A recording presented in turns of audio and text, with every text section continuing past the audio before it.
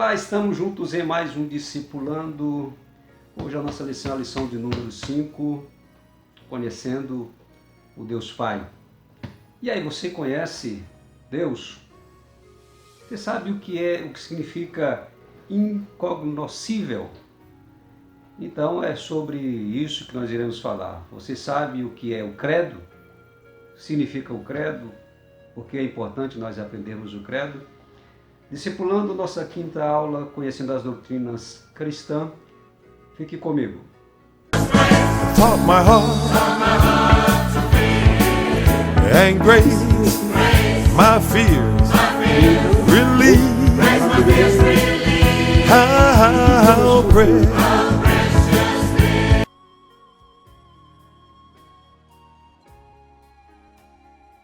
Sempre como nós falamos em Deus, a ideia que se tem é que todas as pessoas creem no único Deus, mas isso não é verdade.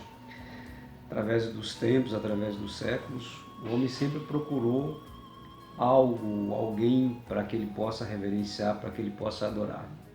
Na antiguidade sempre foi assim e hoje também não é diferente. Quando você pega a história do povo de Israel, Deus chama Abraão. Abraão era um idólatra, era um homem que também tinha lá os seus deuses.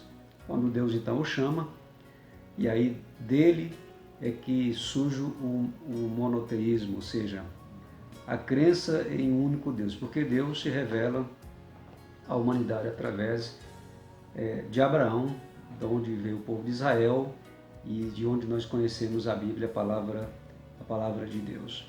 Então isso nós chamamos de monoteísmo, ou seja, a crença em um único Deus. Mas além disto também, ou seja, do monoteísmo, nós temos também outras concepções de crença.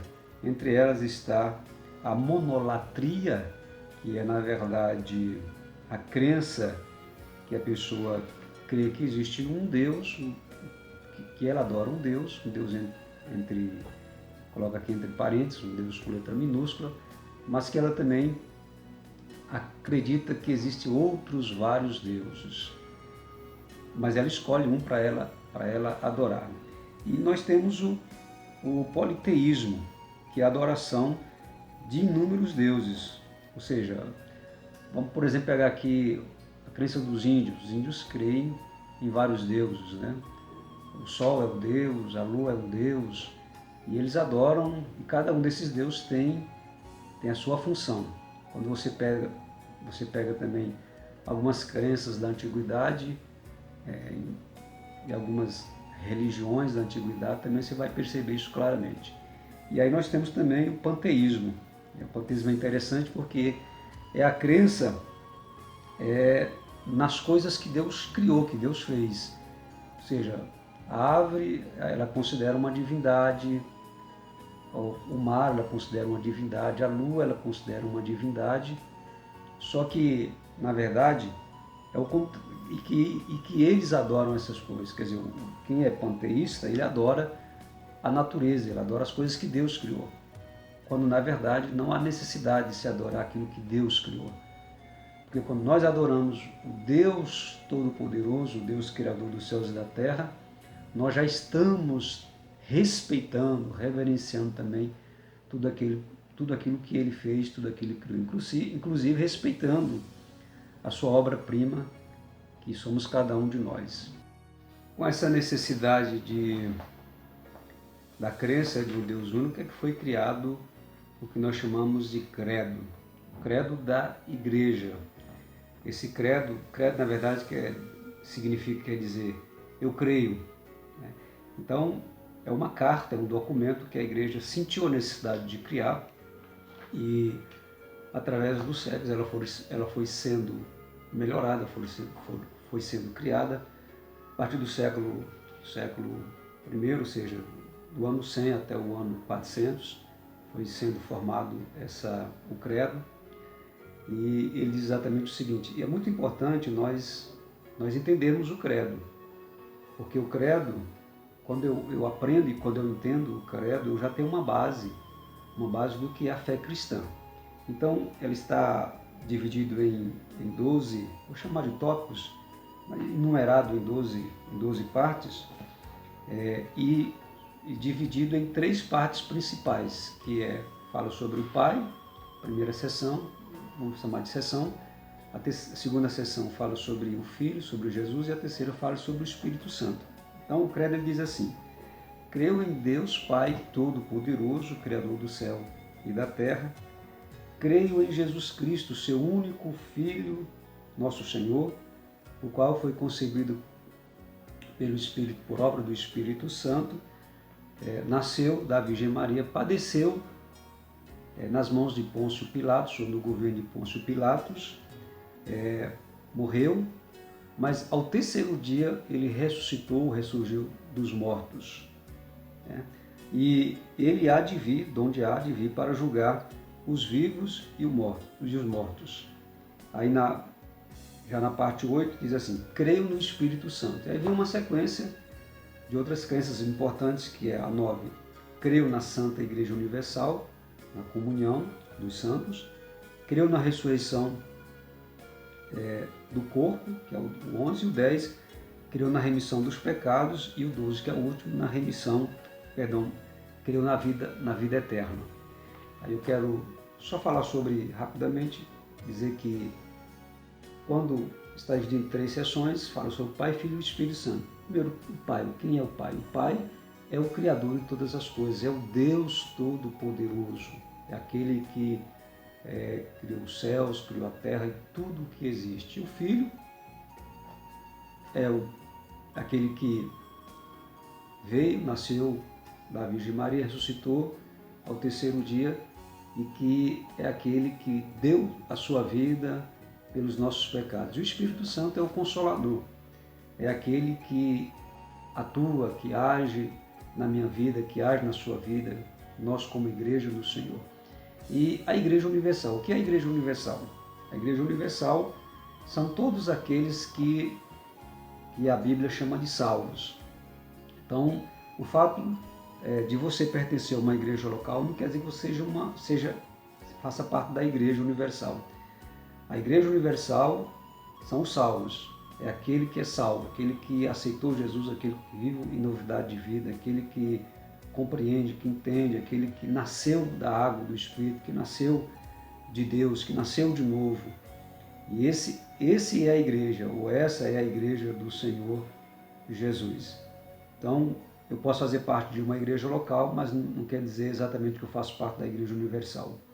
Então, a Igreja Universal, ela é composta pelos salvos. Então,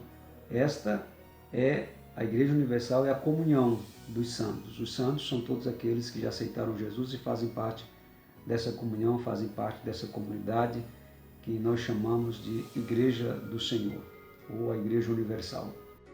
A nossa lição está sempre dividida em três tópicos, e cada uma em 3 subtópicos. O nosso primeiro tópico dentro da nossa lição é o Deus Altíssimo, e os nossos 3 subtópicos são: o primeiro, Deus e divindades; o segundo, incognoscível; e o terceiro, ele prova a si mesmo.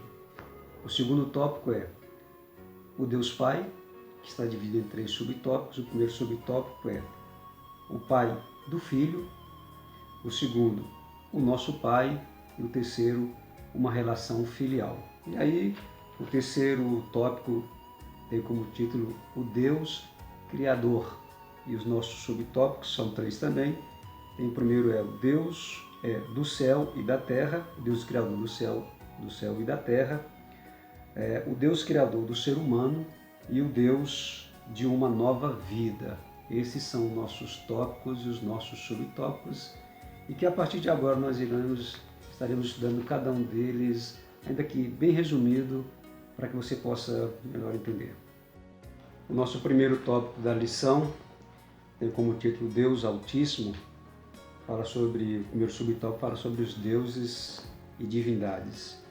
E é interessante porque o autor ele faz aqui uma comparação, uma alegoria bem interessante, que ele diz que antigamente os deuses tinham pernas, tinham braços, tinham rostos. As pessoas adoravam esses deuses visíveis, vamos assim colocar. mas que hoje, aí ele pega aqui, citando a mitologia grega, alguns deuses da mitologia grega, ele diz assim que o Zeus, o deus grego, deu lugar ao dinheiro. Então, quem tem dinheiro hoje tem poder, quem tem poder é como se fosse o poder e o dinheiro, como se ele estivesse adorando os Zeus, como se ele fosse um idólatra dos Zeus, né? E a Afrodite, que é a deusa do amor, antigamente na mitologia grega, a Afrodite era a deusa do amor. E hoje é o prazer pelo prazer, ou seja, quando você pega, por exemplo, a indústria da pornografia, rende bilhões e bilhões de dólares todos os anos. É um mercado que fatura assim expressivamente em cima do prazer, né, em cima do pecado, vamos assim colocar, do pecado da pornografia. E aí ele diz assim, inclusive, que esse vazio que existe dentro do homem, esse vazio de significado, aí ele diz assim, e ele vai procurar a felicidade, buscar a felicidade, né? Aí ele vai encontrar no Deus principal, né, do panteão moderno, que é o consumismo, né? Então isso aí é muito interessante porque engloba todos nós. Muitas vezes nós estamos aí ávidos pelo consumismo, ávidos por ter as coisas, e isso muitas vezes nos traz um mal enorme que nós não percebemos. Então você que é um novo convertido, cuidado com essa questão do consumismo exacerbado, exagerado na sua vida, porque isso pode se tornar até um pecado e uma idolatria também. O Deus do modernismo, do consumismo em nossos dias. Já no nosso segundo subtópico tem como título incognoscível, palavra bem desconhecida do nosso público em geral, que quer dizer simplesmente isso. Incognoscível quer dizer o que não se pode conhecer. E aí quando nós lemos o comentarista, ele vai nos explicar isso melhor, dizendo que a nossa mente humana, a nossa mente carnal, não vai conseguir absorver e compreender a grandeza de quem é Deus. Então é muito interessante isso, porque nós conhecemos pessoas inteligentíssimas, cientistas inteligentíssimos, escritores e todos os tipos de pessoas no nosso meio, porém que elas não conseguem entender a grandeza de Deus. Por quê? Porque Deus é tão grande, infinito, grandioso, maravilhoso, nós não conseguimos compreender, entender esse Deus, e ao mesmo tempo esse Deus, ele vem em nosso socorro, ele vem em socorro de um ser humano, de uma pessoa, desde que essa pessoa tenha um coração quebrantado, contrito e venha buscar o Senhor. A Bíblia diz, lá em Jeremias, no capítulo 33, verso de número 3, clama a mim e responder-te-ei e mostrar-te-ei coisas grandes ocultas que não sabes. Então esse é o Deus que você buscar, você vai conhecê-lo espiritualmente, não conhecer Deus em toda a sua dimensão. Ninguém é capaz de conhecer Deus. Jó, capítulo 36, verso 26, quando Eliú, ele está falando com Jó, ele diz que ninguém pode conhecê-lo. Em outras palavras, ninguém pode conhecer Deus. Ninguém pode dimensionar o tamanho de Deus, né? Quando Moisés, o grande Moisés, ele quis ver Deus, Deus foi bem claro, ninguém que viu a minha face jamais sobreviveu, ou seja, ninguém pode ver Deus. Deus não pode ser contemplado na sua grandeza. O homem não tem capacidade de ver e de sentir a presença grande do Deus Todo-Poderoso. Inclusive, quando Deus falou para Moisés, Moisés disse, eu quero ver, o Senhor disse para Moisés, olha, se esconda então atrás de uma fenda, de uma pedra, eu vou passar, a minha sombra vai passar sobre você. Quando isso aconteceu, logicamente Moisés quase morreu, né, de assombro, porque Deus, ele não cabe na nossa minusculidade, na nossa pequenez humana. Então, eu posso resumir esse tópico dizendo que o Deus incognoscível, que não que não pode ser dimensionado pela mente humana, pela nossa capacidade humana, porque ele é tão grande, imensurável, poderoso e glorioso. Porém, no entanto, esse Deus, ele cabe dentro do meu coração e cabe dentro do seu coração. Tem coisa mais maravilhosa do que essa? Esse é o Deus que nós cremos, é o Deus que nós servimos. O nosso terceiro subtópico é: Deus prova a si mesmo, ele prova a si mesmo. E o que o autor está dizendo com isso? Ele está dizendo o seguinte, que Deus, apesar de ser incognoscível, ou seja, que a nossa mente humana não pode conhecer, não pode desvendá-lo, ao mesmo tempo, esse Deus, ele dá-se a se conhecer, ou seja, ele faz-se ser conhecido pelo homem.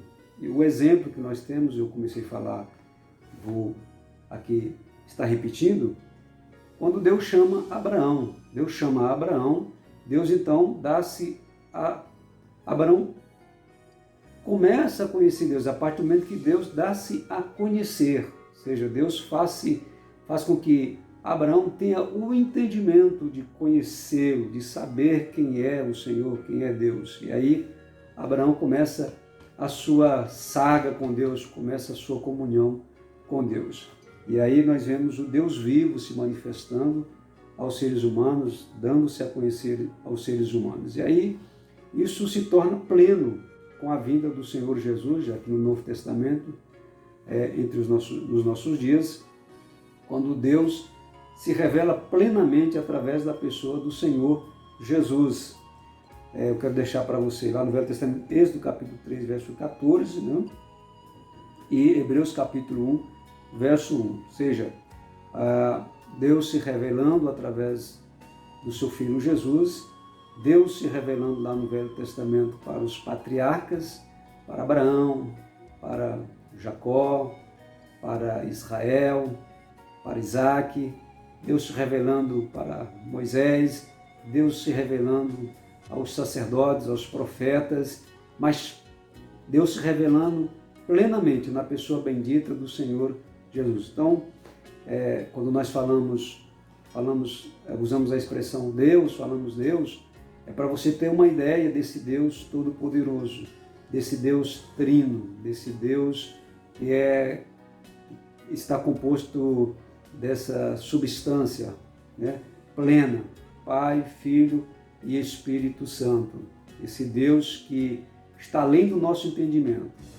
Na aula passada eu falei que entender a doutrina da Trindade é muito difícil, muitas vezes não cabe na nossa mente humana, porque seria compreender Deus, entender Deus. Ninguém vai entender, ninguém vai compreender Deus. Por outro lado, Deus faz-se plenamente conhecido, espiritualmente falando, na pessoa bendita de nosso Senhor e Salvador Jesus. Nós não precisamos conhecer pormenores de Deus, mas espiritualmente, quando eu tenho comunhão com Deus, quando você tem comunhão com Deus, você já sente essa plenitude da presença de Deus na sua vida, você já sente-se realizado, sente-se preenchido por esse amor, por essa graça do Senhor Jesus. Então, o que você vai buscar?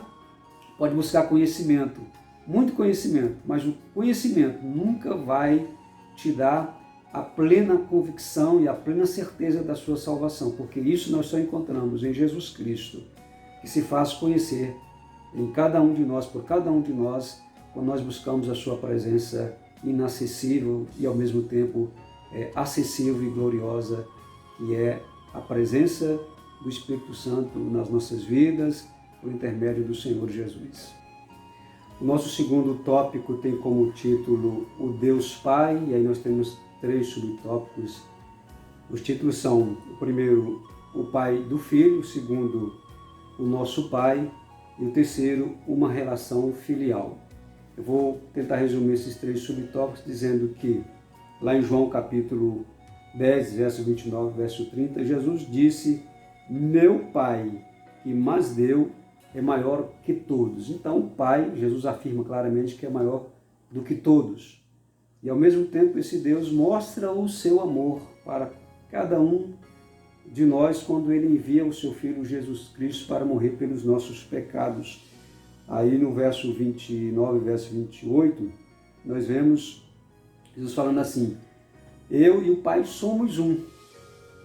E aí nós vemos isso claramente quando lá em Mateus 28, 19, que diz que o Pai, o Filho e o Espírito Santo são apenas um.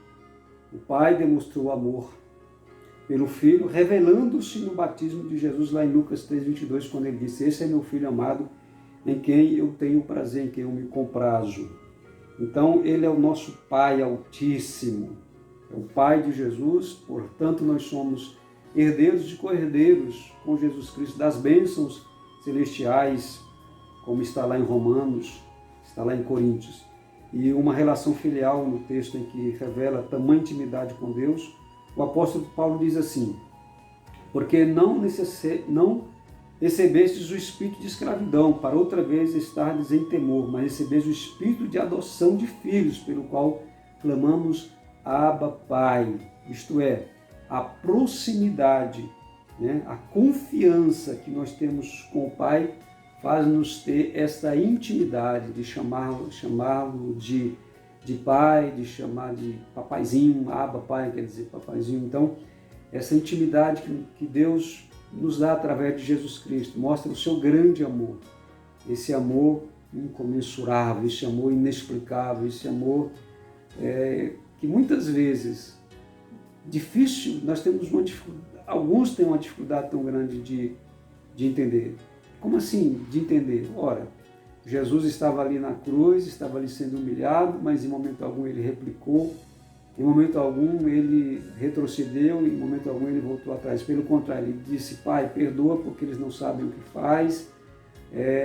E ali ele foi demonstrando esse amor, e as pessoas que contemplavam aquela cena horrenda ficavam impressionados com o amor tão grande desse homem, desse Senhor, desse Salvador chamado Jesus Cristo, o Filho de Deus. O nosso Pai Celestial deu esse presente para mim, deu esse presente para você, para que todo aquele que nele crê não pereça, mas tenha a vida eterna. Você tem essa vida eterna porque tem esse Pai amoroso que enviou esse Filho maravilhoso para morrer pelos nossos pecados. Nosso terceiro tópico tem como título o Deus Criador, e o nosso primeiro subtópico, o Deus Criador do céu e da terra. O segundo subtópico, o Deus Criador do ser humano. O terceiro subtópico, o Deus Criador de uma nova vida. O Deus Criador dos céus, do céu e da terra. Quando nós olhamos para esse universo tão bem organizado, tudo em seu devido lugar, e quando o homem começa a mexer nesse universo, o homem começa a intervir nesse universo, aí nós percebemos que os desajustes começam a acontecer. Isso tudo prova que tem um Criador que colocou tudo em ordem, tudo no seu lugar. Tudo funciona perfeitamente, desde que o homem não intervenha, desde que o homem não coloque a sua mão. Nós olhamos para o mar que parece ser infinito, mas que tem um fim, mas que alguém criou e criou com barreiras para que ele vá até um determinado lugar e dali ele não ultrapasse. A criação é uma prova cabal da existência de um Deus muito bem organizado. Um Deus que criou grandes coisas, que também criou coisas que nós não vemos, nós não percebemos. Coisas extraordinárias aos nossos olhos. Então esse é o Deus Criador, que de fato, de verdade, ele disse: façamos o homem à nossa imagem, conforme a nossa semelhança. Aquele Deus que disse: haja luz e houve luz. Aquele Deus que disse para que fossem criados os grandes peixes do mar, fossem criada toda a natureza que existe. Tudo na sua ordem, tudo perfeito. Esse é o Deus Criador. Nosso segundo subtópico tem como título o Deus Criador de um ser humano. O ser humano pensa, por isso ele existe, sente e ele fala. É o único ser que tem capacidade de expressar os seus sentimentos. O homem sente solidão, o homem sente tristeza. Ao mesmo tempo, o homem sente alegria. O homem é um ser composto e que a ciência, e o próprio homem procura estudar, mas não consegue entender plenamente.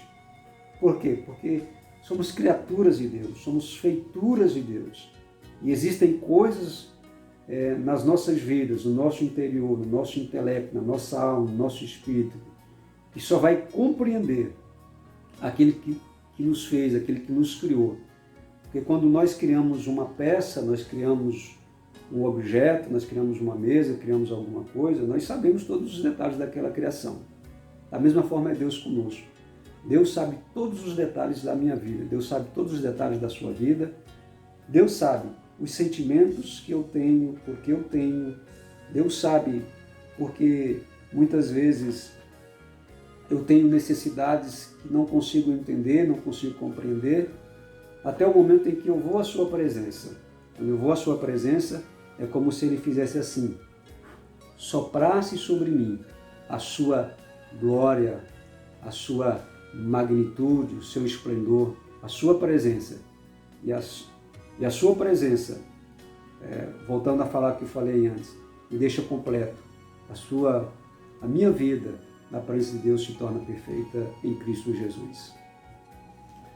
Chegamos ao final de mais um vídeo do nosso Discipulando. Foi muito bom estar com você. Quero te deixar um abraço.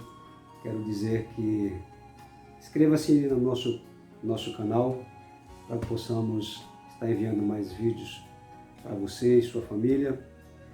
A sua presença é muito importante aqui conosco. Concluindo o nosso vídeo, quero dizer e quero deixar para você o texto de João capítulo 8, verso 58, que diz: Jesus disse assim, no verso 58, em verdade vos digo, que antes que Abraão existisse, eu sou. E lá em Apocalipse, capítulo de número 3, no verso 14, a palavra do Senhor diz assim, verso 14, e o anjo da igreja que está em Laodiceia escreve, isso diz o Amém, a testemunha fiel e verdadeira, o princípio da criação de Deus. Então, Deus é o nosso Pai, Jesus Cristo é o seu Filho, que veio a este mundo, morreu pelos nossos pecados. A Bíblia, as Escrituras confessam que Deus é Pai. Querem dizer, quando ela diz assim, quer dizer que desde o princípio Ele é o Pai de todas as coisas. Foi através de Jesus Cristo, o Verbo eterno, a palavra eterna, que Deus Pai criou todas as coisas. O ato de criação de Deus Pai afirma a sua paternidade natural e eterna sobre todo o mundo e sobre todos os homens. E aí eu pego aquele versículo que diz, se alguém está em Cristo é uma nova criatura. 1 Coríntios capítulo 5, verso 17. Está em Cristo é uma nova criatura, as coisas velhas se passaram, eis que tudo se faz novo. Quando alguém tem Jesus, ela anda em novidade de vida, porque tudo se faz novo na sua vida. Um abraço e até a próxima, no nosso Discipulando.